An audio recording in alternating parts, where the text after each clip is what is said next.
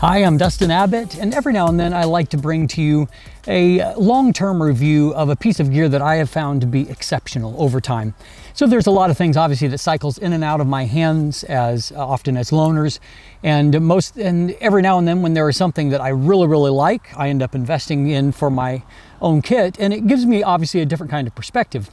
I'm not just shooting in one particular season or maybe even in a certain kind of context, but it gives me the versatility to shoot in various seasons, in more context, more environments.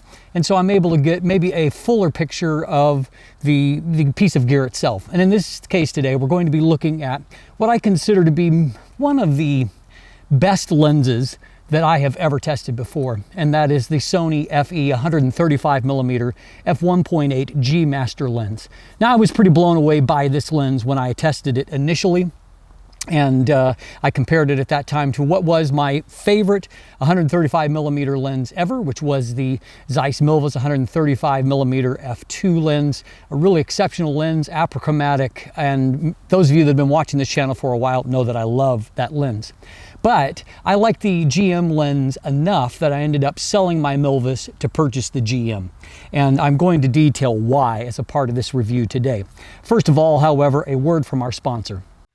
Today's episode is brought to you by Phantom Wallet, the minimalist, modern wallet that sets you free from a bulky traditional wallet while also making it easy to access your cards and money when you need them, thanks to their unique fanning mechanism. Visit phantomwallet.com to check out their unique sizes, styles, and finishes that span from aluminum to wood to carbon fiber. You can even customize your wallet with new accessories like a money clip, cash holder, ID display, and even the Chipolo tracking integration if you're the kind of person who loses their wallet. Use code DUSTIN15 for 15% off when you're ready to check out. I saw something today that I'd never actually read before as a part of doing a little bit of research for this review, and that is that Roger from Lens Rentals did a breakdown of this particular lens even before it was released the first time, and they ran 10 copies through their extreme testing. And in fact, they took the testing threshold up to a higher level of resolution than what they'd ever tested a lens like that before. It's an interesting article, and the reason why they kept pushing the envelope far beyond what the MTFs that lens makers usually will show, which is usually 30 lines pair. They went up to 50 lines pair and then to 100 and even to 150. And what they found is that the lens just continued to perform exceptionally well, no matter how, difficult a situation that they put it into. In fact, they found it to be the highest performing lens that they had seen to that point, and at a level at f1.8 of performance similar to the Sony 400mm f2.8 super telephoto lens, a lens that retails around $12,000. And so this is a truly exceptional optical instrument. But one of the things that I have found in my own test, I already knew it was an extremely sharp lens, but what I have found as I've used it in subsequent tests, for example, when the Sony Alpha 1 came out, I used the 135mm lens to do a little bit of testing of autofocus, and what I found was extraordinary. And I'll show you a little bit more on that in just a moment. In fact, I'm filming right now on the Sony Alpha 1 with the 135 GM, and so you get a sense of how nice the video footage is. In fact, some of my bits of video footage where I've had more people ask, what were you filming with? Well, the usual answer is I was filming with the 135 GM. There's just something that's pretty magical about it. So let's dive in and let's first take a quick look at the build and the features and how my lens has held up over the last couple of years. The 135 GM lens is a moderately large lens at about 127 millimeters in length and right under 90 millimeters in diameter, giving you a large but common filter size of 82 millimeters. It weighs in at 950 grams, so it feels hefty in the hand, but not ridiculously heavy. It has the standard set of features for a GM lens, which include a focus hold button, except for in this case you've got it in two positions, and so you can access it in either portrait or landscape orientations. There is an aperture ring that can choose to be clicked in 1/3 stop to tenths, or there is an option to declick it with a switch on the right side of the lens. I will note that the weight is a little bit heavy when you are in the clicked mode selecting an aperture. There is an AF/MF switch on the side along with a 3-position focus limiter. There is a ribbed focus ring towards the front of the lens that moves nicely and is reasonably well damped. The lens is also thoroughly weather sealed with 10 different seal points, as you can see from the diagram, at the various rings, switches, and buttons. Our minimum focus distance is about 70 centimeters, giving you a pretty high magnification of 0.25 times, or 1:4 life size. All in all, this is a professional grade lens with a tough, durable finish that in my copy 2 years later still looks pretty much like new. So this actually has a magnesium alloy frame to it. It's a professional grade lens built to a professional grade standard, with all of the various things that come with it. And so far, my copy has been entirely durable and has held up very well. And really, I think you should be able to expect that from a lens that costs $2,100 like this. So I mentioned earlier that the autofocus is really exceptional. And the reason why it is really exceptional is that typically lenses that have a large maximum aperture, prime lenses like this, are not always at the top of the heap when it comes to autofocus performance. In fact, I wasn't all that impressed with the autofocus performance when I did a review of the 85mm F1.4 G Master.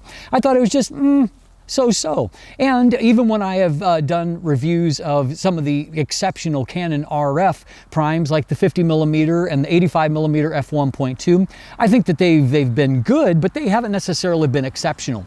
This lens is exceptional. It has dual, 4th generation linear motors that drive from both the front and the rear. Hello, Ferrari.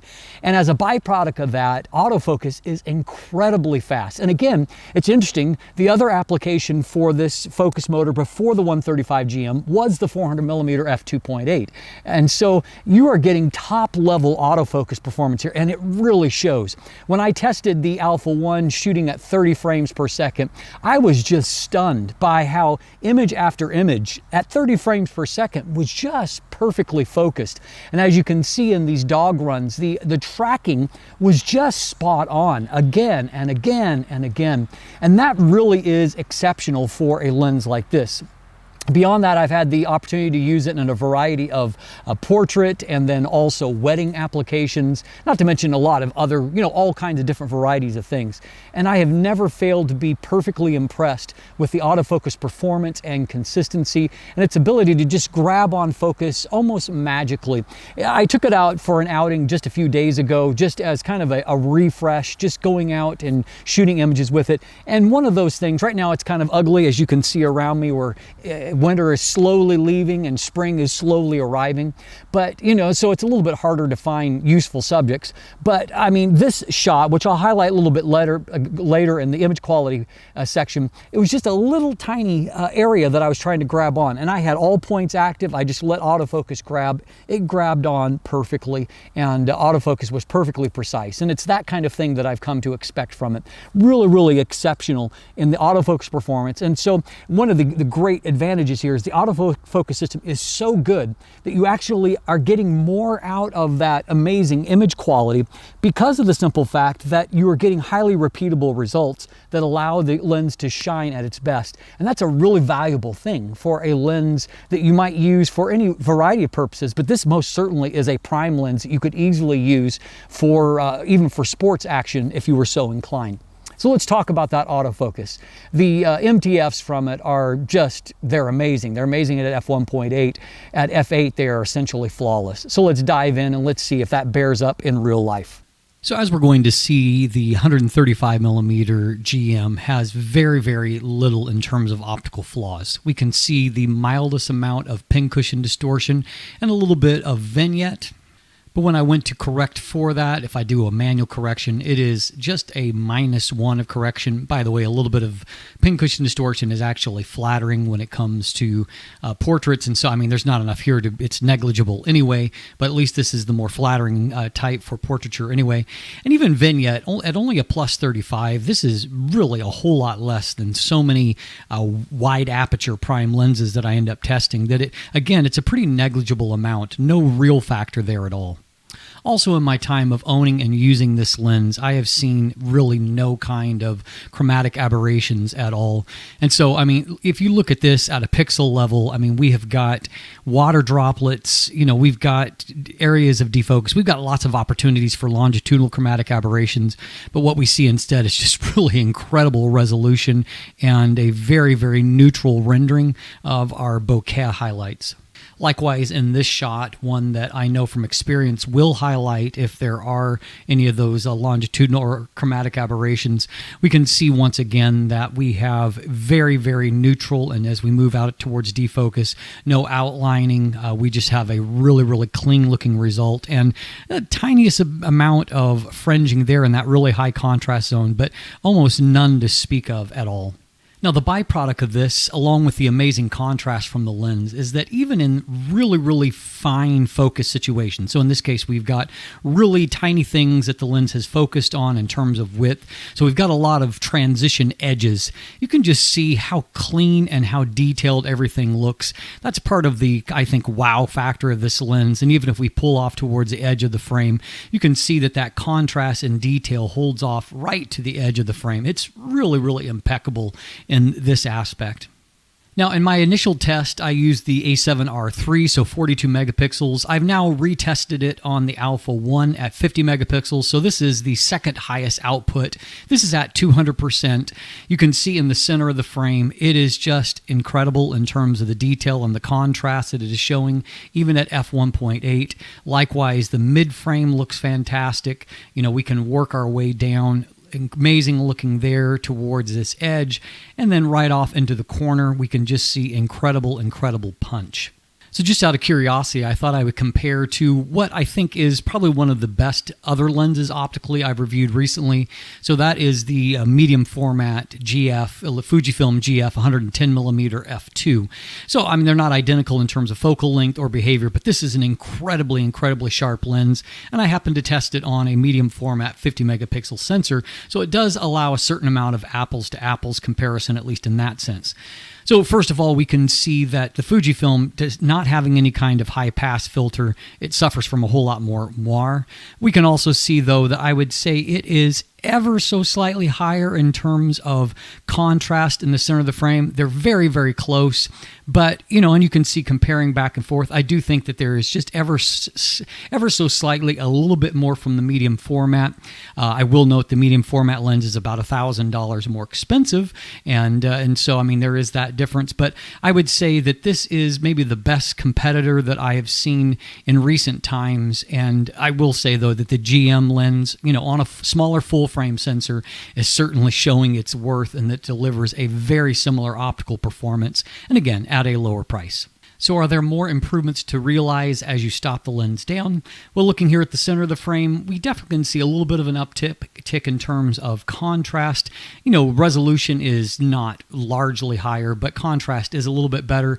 We move off here towards the mid frame.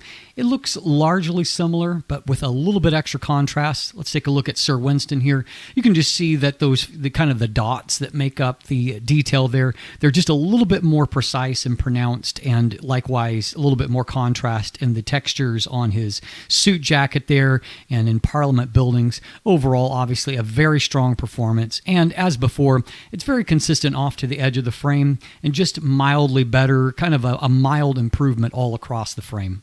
Now, the MTF chart here suggests that by f8 or smaller apertures that the lens is basically perfect, flawless. So let's just take a quick look to see even at f5.6 to see how it compares. And we can see that, yes, there is more visible contrast and resolution in the center of the frame. In the mid frame, it is essentially perfect in performance. And right off into the corner, just amazingly crisp. You can see that now the detail is perfect right out to the very edge of the frame. There's nothing to complain about in terms of sharpness with this lens. Now, one of the other strengths of the lens is it has a very high magnification level of 0.25 times, or a 1:4 life-size magnification, which allows you to get some really up-close detailed shots. And as we can see here, it's not just that it can focus up close, it is really, really good up close. I mean, ability to resolve fine details, I would say pretty similarly to a macro lens. In the consistency, we also see a very flat plane of focus to where we've got nice detail right off towards the edges of the frame. A very, very impressive up-close performance. Now that can allow for some really amazing looking up-close results like this one here, where while not at full magnification, you can just see the beautiful detail. And of course, you can get incredibly creamy backgrounds with a longer focal length like this and such a wide maximum aperture when you get close to that minimum focus distance. Now, we've already highlighted how great the autofocus is, but I do want to point out that it's not just the tracking ability. It is able to nail that detail, even when you're freezing fast action type shots. It really is delivering impressively focused results. You can see here the detail right around the eyes, perfectly focused, even though this is just one frame pulled from a 30 frame per second burst here.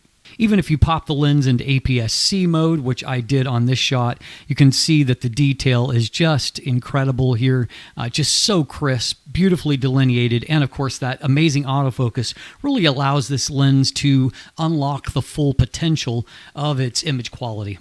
I found the lens to be pretty much an impeccable performance for portrait work, and so you can see here that again, autofocus is really, really great. We can see a nice kind of three-dimensional quality here, kind of the cutout effect there. Another shot here, which I showed in my original review, and so you can see once again, detail is really great, focus has been great, and this kind of focal length allows for some really dramatic type images, which can be very special. Up close for head and shoulders, you can see that obviously depth of field is really, really tiny. So you can see there's perfect focus there on the eyes. All of that looks amazing. But depth of field is shallow enough that even her smile is not fully in focus as a byproduct of that. But obviously a really nicely defocused background, really beautiful end result. I really love full body portraits with 135mm focal length. Again, you've got that awesome detail, but then beautiful ability to defocus a background and to produce a really special looking end result. Here's another here that I really like. Again, it's the same kinds of things. It's just amazing focus, amazing image quality, and very nice bokeh to go along with it. This is a preeminent portrait lens. While the last couple of years have not been a big one for wedding work, particularly for me, not that I even necessarily seek out to do it, you can see that, again, detail is just really, really fantastic. It's a great lens for doing wedding work with, for all the same reasons that we've highlighted about, its portrait capabilities. Obviously, for a wedding application, we have got the same quality, and so in this case, I really think that's beautiful color, it's beautiful detail, beautiful bokeh, very, very nice end result. Here's a couple of more wedding type shots, and so you can just see its ability to produce really, really lovely end results. And I found it a real joy to use for wedding work because, number one, it produces such great looking images, but on a secondary factor, the just incredibly effective autofocus makes it a really easy lens to use for those applications. It's also a nice lens to use for capturing some of the kind of the fine details, be it a sign like this or, set up on the table at a reception. But again, look at the detail in that glass and the lack of chromatic aberration just makes it a real joy to use for, I think, all the different aspects of a wedding. Now, in my initial review, I noted that really if you're going to find any kind of weakness in the image quality, it's that the bokeh isn't maybe as creamy as some of the very best 135mm lenses. At the same time, though, I've got plenty of shots that would argue with that just really point to a really beautiful kind of rendering of the bokeh and just producing really great looking results. We've already looked at this image, but again, just kind of revisiting it as a look at the bokeh, pretty special. Again, this image here, just a beautiful transition from focus to defocus. Another shot here in autumn kind of season, and what I love about this is not just, how that the lens performs on a global level. If you step back out for a moment, the whole image looks nice, but then the fact that it holds up so amazingly on the detail level, pixel level, is really impressive to me.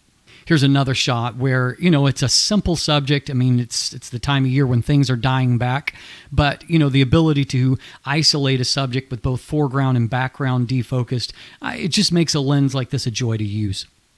I'll just quickly show you two other examples here. This is just, a kind of a casual moment that is captured. But again, this is a lens that even when you're just trying to grab those moments, it just does everything it does so well. It means that you're going to focus quickly. You're going to get a great looking end result. Just allows you to capture the moment. And I haven't even really gone into its effectiveness as a landscape lens, but obviously it's another application when you have a lens that can produce such amazing detail. I mean, just look at the detail that's in this image here, at a 50 megapixel resolution and stopping it down. It's just superb.